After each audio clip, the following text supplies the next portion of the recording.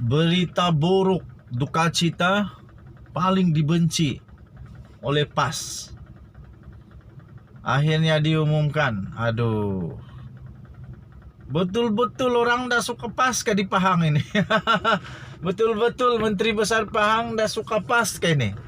Aduh, ini barulah Menteri Besar Pahang tekad pastikan PAS kalah semua kerusi DUN. Waduh. Kita tengoklah nanti betulkah Menteri Besar Pahang ini boleh mengemudi parti yang dipimpinnya untuk mengalahkan PAS di semua kerusi di DUN Pahang. Pengerusi UMNO dan Barisan Nasional Pahang, yaitu Menteri Besarnya sendiri, Wan Rusdi Wan Ismail, beliau bertekad untuk memastikan PAS tewas 8 kerusi Dewan Undangan Negeri yang dimenangi parti itu pada pilihan raya umum yang lalu. Wan Rusdi berkata, PAS sanggup kehilangan lambang perjuangan mereka apabila menyertai gabungan Perikatan Nasional PN. Katanya, dulu bersama dengan kita, sekarang lambang dia dah tak ada. Tak ada dah lambang itu nak bertanding. Dah jadi Perikatan Nasional katanya. Yang ini tuan-tuan dan puan-puan katanya, kita pastikan mereka ada 8 kerusi DUN sekarang ini. Kita pastikan mereka pun tidak ada kerusi di negeri Pahang, insyaAllah. Itu katanya ketika beliau berucap pada satu program bernama Solidariti, Kestabilan dan Kemakmuran Barisan Nasional. Kemakmuran Barisan Nasional Pahang di Bera pada hari ini. Program itu telah dihadiri oleh Presiden UMNO, Dr. Ahmad Zahid Hamidi, dan Presiden UMNO yang juga Perdana Menteri sementara, Ismail Sabri Yaakob. UMNO dan PAS Pahang telah menandatangani Perjanjian Persefahaman Muafakat Nasional pada April 2021, susulan perjanjian di peringkat pusat sebelum ini. Bagaimanapun hubungan antara pimpinan kedua parti mula bermasalah awal tahun ini apabila Kerajaan Pahang menghentikan pengagihan peruntukan kepada ahli Dewan Undangan Negeri ADUN daripada PAS. Selepas pilihan raya umum ke-14, PR14, PAS mempunyai 8 kerusi DUN dimenangi Pesuruhjaya PAS Pahang, Rosli Abdul Jabbar Tanjung Lumpur, Andasura Rabu Baserah, Tarmizi Yahya Pancing, Muhammad Safian Abdul Jalil Luit, Mujibur Rahman Ishak Cenor, Syaril Azman Abdul Halim Jengka, Muhammad Zawan Ahmad Bardadin Tahan, dan Zuridan Daud di Damak. Wan Rusdi turut menyatakan keyakinan UMNO dan Barisan Nasional Pahang boleh memenangi sekurang-kurangnya 30 kursi DUN pada PR15 pada 19 November ini. Okey. Jadi memang sakit hati kot. Sakit hati lah Presiden PAS dengar berita itu. Wah, Menteri Besar Pahang betul-betul mau pastikan supaya PAS langsung tak boleh bertapak di Pahang yo. Ini betul-betul lah. Betul. Kita jumpa lagi. Bye-bye. Salam sejahtera Malaysia. Denyut nadi suara rakyat bergema di channel ini. Ini satu berita yang pasti tak disenangi buat Zahid Hamidi, Ahmad Maslan, Tok Matasan, Ismail Sabri, siapa lagi ahli MT itu, Khalid Nordin kalau tak silap. Maafkan saya kalau salah. Kalau salah kamu komen lah.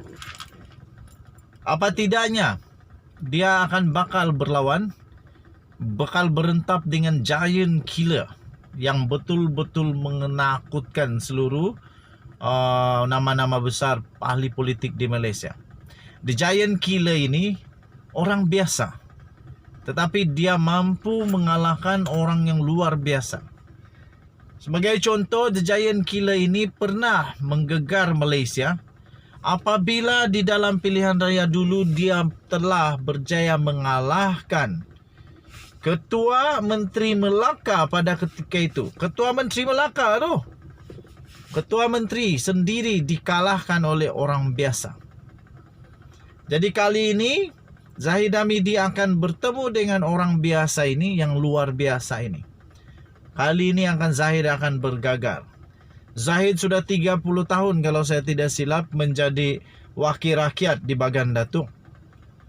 Kali ini dia terpaksa untuk mempertaruhkan segala-galanya kepada PRU ke-15 ini.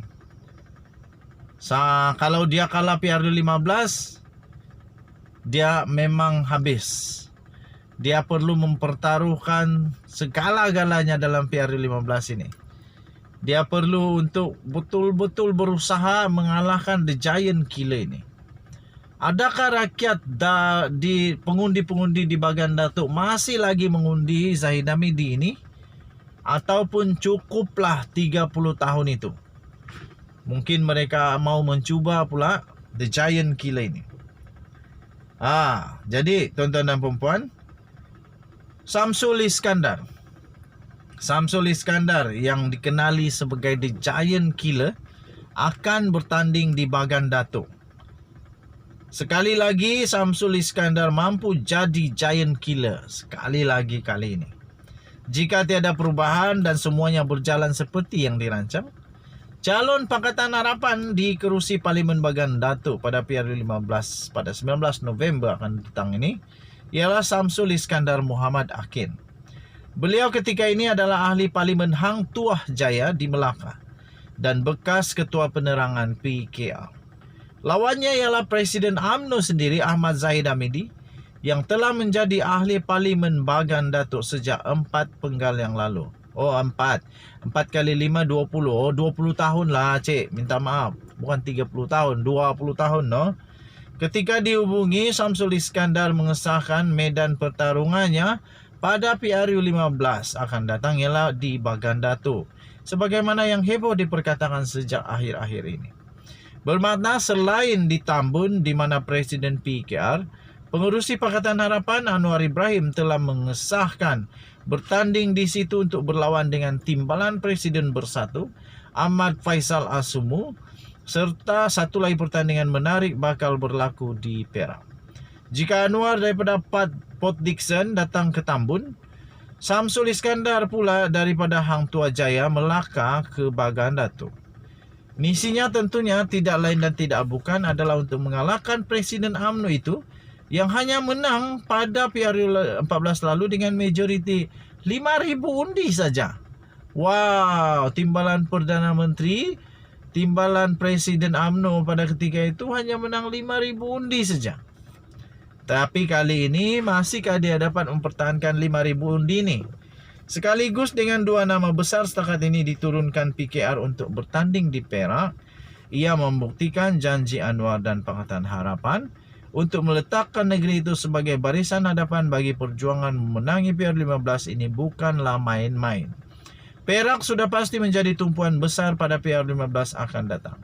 Ramai yang bertanya, mampukah Samsul Iskandar yang datang daripada Melaka menewaskan Zahid Hamidi?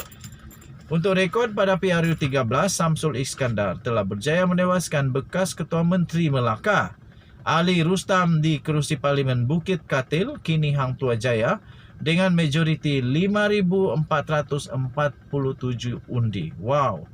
Pada PRU 14 lalu, beliau sekali lagi berjaya melewaskan Ali Rustam.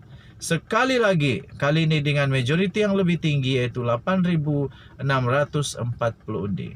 Kejayaannya menumbangkan Ali Rustam itu membuatkan beliau digelar sebagai Giant Killer dan selepas PRU 15 lalu diberikan jawatan timpalan Menteri Industri Utama.